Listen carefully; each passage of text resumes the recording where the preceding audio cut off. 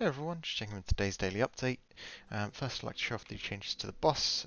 So the primary thing you'll probably notice is the sprite is a lot less blurry, which is good. I made a sprite that's sort of explicitly more sort of, you know, the correct size. It is a bit more pixely, but I actually quite liked that style, so I kept it as that. I could smooth it out if I wanted, but I actually quite like the way it looks at the moment, so I'm not too fussed. If I decide that's something I want to change, I can easily do so. So yeah, not too much to worry about on that front. Other changes, I'm sure you can notice the eye is now bigger and also follows you around the room. Um, just, yeah, like a sort of, it's looking at you kind of reticule kind of thing. So that's cool. The pixels coming out of the boss are now sort of, well, the particle effect now spawns properly when you hit the boss. But the issue is that um, they're kind of all the same fixed rotation and they're not sort of rotating over time. Now, I've thought about what I can do with this. I can either do it on the CPU like I'm doing with all other rotation at the moment, or I can finally just, buck up and make a pixel shader or vertex shader that will do the rotation on the GPU for me. I think that's going to be the answer. It's just something I've been putting off for ages because I don't really know the best practice way to do that. I've never done this before. And there's not really all that many good resources on how to do like the best practice method. So it's just one that I think I'm just gonna have to probably dedicate a day or two to just trying out things and seeing what works. But that's absolutely fine. I just want to play around anyway, so I just need to find some time for that. But as I say, I'm no longer on sort of such a strict time constraint, so that's absolutely fine. Yeah, so that's the changes to this thing. Other than that, sort of moved the puck box when it's in here to the sort of middle of these. I tried moving these to the side of the room, I just didn't like it, so moved them back. Yeah, I think that's pretty much it. Difficulty changes as the boss sort of takes damage now. Its things get faster rather than slower. I tried it out this way and I actually decided I think this is just more preferable to the other way where it was just spawning a bunch of stuff. The other way was quite interesting, but I think this way is more challenging, and yet the start of it is easier, which I think it makes more sense for a sort of first time player. This is only World 1. Other than that, I made the hitbox a bit smaller, just a little bit, not a whole lot, but I just thought it was again a bit nicer to not be running into it when you were just on the edges of its constraints. So yeah, that's that for that. The other thing I did today, I made the final level of this world. Let me just change that over because I was testing. 9. Good.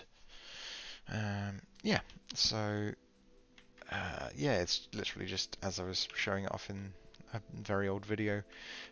You go through the trigger, you have to stay green, so you have to dodge with these colour boxes.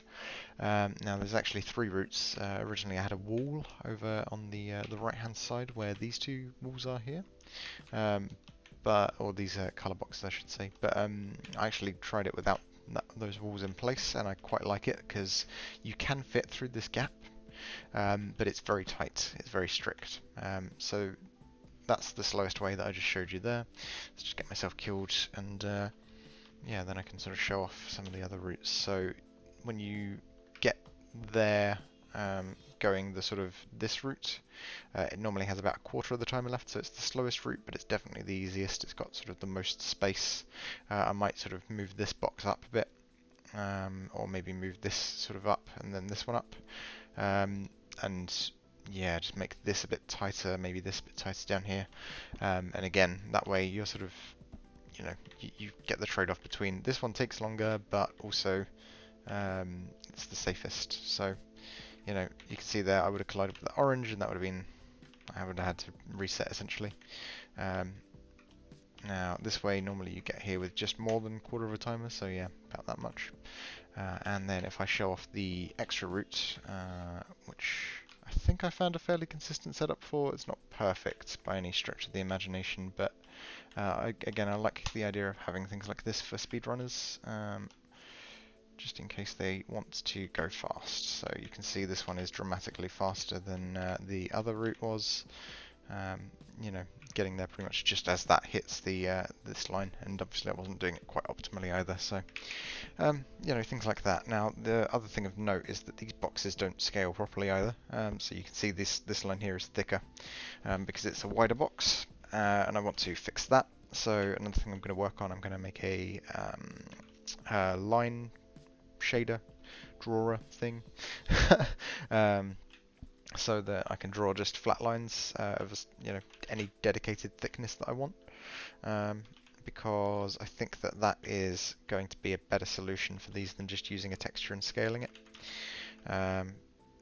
The box itself is just literally 4 sort of points, so I can just do a line from 01 to 12 to 23 to 34, and that draws the box, and then I can draw a triangle from 012 and 023. So, you know, in terms of the data I need to store, that doesn't change. It's just a bit of extra drawing, but it will look a lot nicer. So that's in the cards for, you know, whenever I can get around to it. But ultimately, I think it's going to be the sort of little bits of polish like that that really make the game good. So I'm kind of happy with the extra time that I'm going to be taking for this. There's no way it's going to be done probably for months now, because, well, one, I've got much less time anyway, but two, I'm going to take more time with it. I'm going to take it a bit slower, design it at my own pace in a way that I sort of am comfortable with. So yeah.